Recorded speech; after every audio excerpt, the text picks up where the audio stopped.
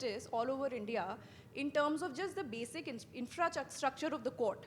So a friend of mine went to Barabanki for some workshop and a matter, and there in the district court, the judge was struggling with no staff at all. The court was infested with mosquitoes.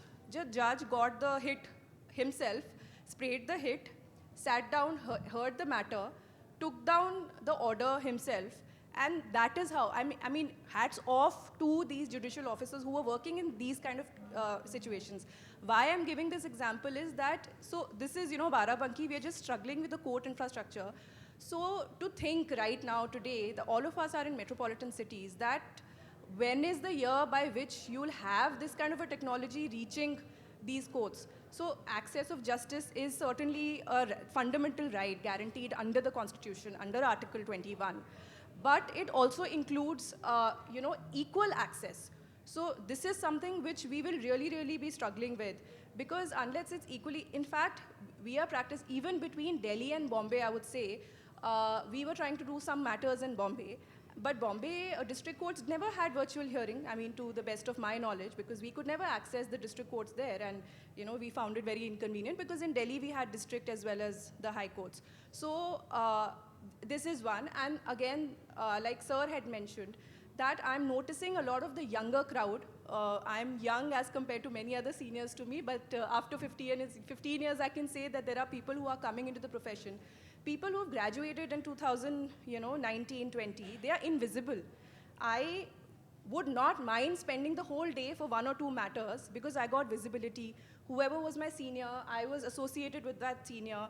Those initial years, for me, I was just, because I was otherwise useless in the office. So I was made to sit in, one court to observe one very important matter and just take notes.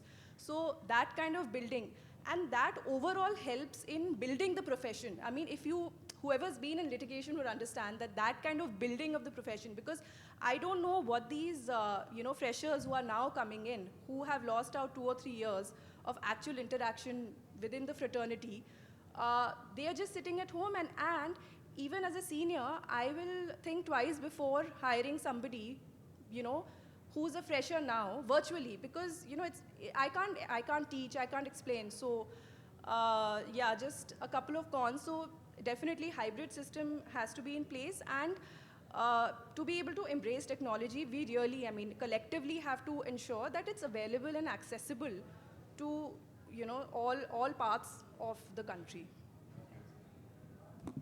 Thanks, Nomi. Raghuvanshi, you can... Hello, I am Advocate Ramesh Yeah, please, Wangno. Ramesh. Why I agree with ma'am. No doubt we have to use the technology, but there are many glitches. There is no infrastructure when we use the technology.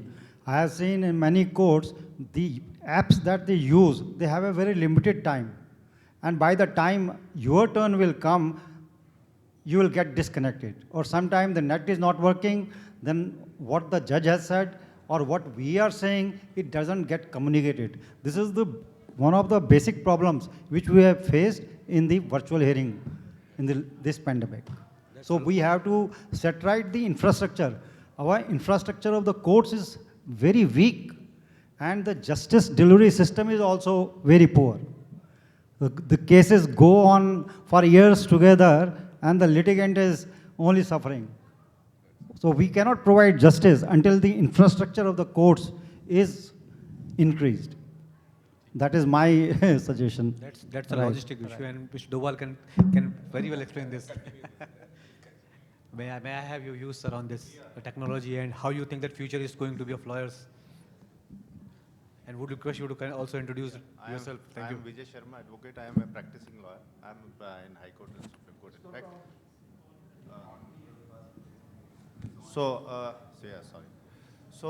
My experience with technology is quite good, and if I share my experience, I find it must have been affected everybody.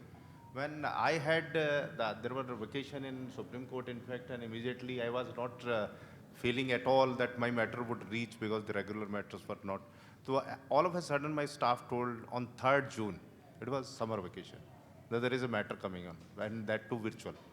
So I thought, I was quite I was not ready, and my setup and technology was also not prepared to help me out, in fact, at that point of time, but immediately I attended the matter. And I'll tell you my experience at the time, Justice Chanchud was there, in fact, and my item was 31. So I kept my mobile on and it was ready and I was sitting watching everything. Item 30 was going on. And all of a sudden when my matter came, it was 31. Everything got blanked out. I did not get what to do. But there was a standby arrangement. My AOR was there. He told me, sir, no, do not worry. And your matter has been passed over. So I again then connected and I reached I started my argument. Immediately again, my video has gone. But audio was there. So Justice Chanchud took then there was a court master. He told me, you can connect over the phone, mobile. And it was given to Justice Chanchud. Then he said, no problem. There's a new technology system, Mr. Lawyer. You just argue on the mobile. Then I argued the matter on the mobile. So there was a problem at that point of time. Over a period of time, now we are, after struggling a lot with the technology and all these things, we are now habitual. Even the Supreme Court, like Chief Justices are now requesting, because the lawyers are not opting for physical hearing, because it's difficult to reach and difficult to go and difficult to attend leaving so many things and attending one matter. So he is requesting to the President of the Bar, please ask the lawyers to come physically and argue the matter physically. So this is what the situation has arrived. And over a period of time, let me tell you, I am also doing a lot of arbitration matter, international, domestic, and otherwise also. So over a period of time, because of this technology, I could go, I started some international arbitration also in the meanwhile, and I set up so this was and now, let me tell you the latest experience of mine. I had been appearing in the NCDRC, and there were matters, in fact, had been taking over on this hybrid. One matter I did not file wakalatnama, so my matter was, they said, I will not share you link. This is nonsense. Then I put my staff that I will not go physical. I will not go and I will not stand in the court, because I was habitual by that time. I had been doing matter all through this on virtual hearing. So I told my staff, I want at any cost, I want this link. Then requested to court master and all this registrar. Ultimately, the link was given. This is the situation we have arrived at. When we started, we were not having anything. Even the courts were also struggling, but now the infrastructure and let me tell you, so many clients of ours, they would also prefer to have a meeting, Zoom meeting. They don't want to come over the office, or they don't want to. We are sharing, and in a day, we can attend so many things. Sitting in the office, we can attend so many things rather than rightly said, sitting in the court and having at the end of the day a date, the matter is adjourned. So you feel that you are, it is quite bad and your day has been wasted. This is what is, and I think everybody will be having the similar experience, not to that extent, but somehow everybody is affecting positively so far as technology is concerned.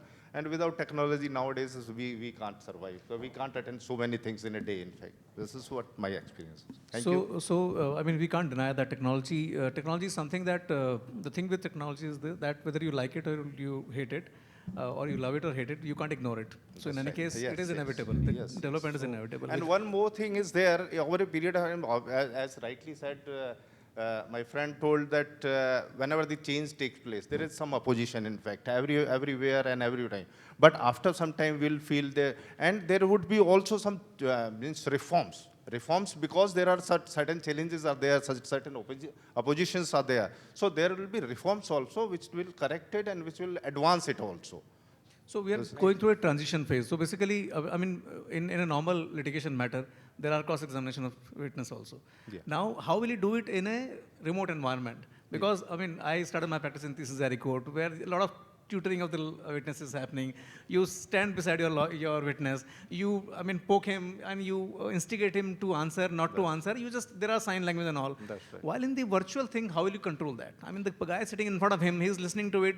He will just by hand gesture or face or whatever, without making a voice, he can tutor the witness to say yes, to say no, to say, I mean, they may take a sign language. Like we tuition our witness that if you don't know answer, if you're confused, you say, I can't say. Simple. Instead of giving a wrong answer, you can say, I can't say. Yeah, yeah. We can actually defend it at the time of final argument. That's right. So those things, how will you do it in a, I mean, so we have to evolve to that level, that is one. That's right. And obviously, over a period of time, like file inspection, we are doing it, we are going to court, we are filing an application, we are doing file inspection. Now in a virtual thing, how will you do that? Okay, so I mean, a lot of things, yeah, obviously these things will be evolved and systems will be put in place, and ultimately we are going to go virtual, no doubt about it. But yes, it will take time. It's a long, there is a long way to go. Right now, technology is not the answer to every problem, in fact, but in future, obviously, there will be some answer to that also. So what you said, there are two instances which got in India as well as abroad. So one statement came from Mr. Harish Salve that I want a witness in front of me so that he can't get away from that. Therefore, I want him to be physically there. Okay. Now, no charges of intimidation and all that because that doesn't apply in courts. That was number one, where he said when I examine a witness, that guy, obviously, this is a practical issue because anybody can have sign language and all that. Number two, in United States, this problem basically happened in a much larger thing.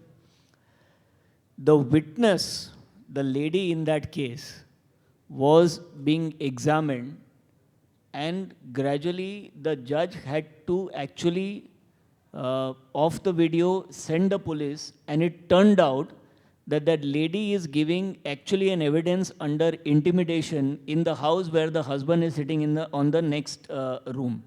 And she's been giving that particular statement because she is under threat that if you don't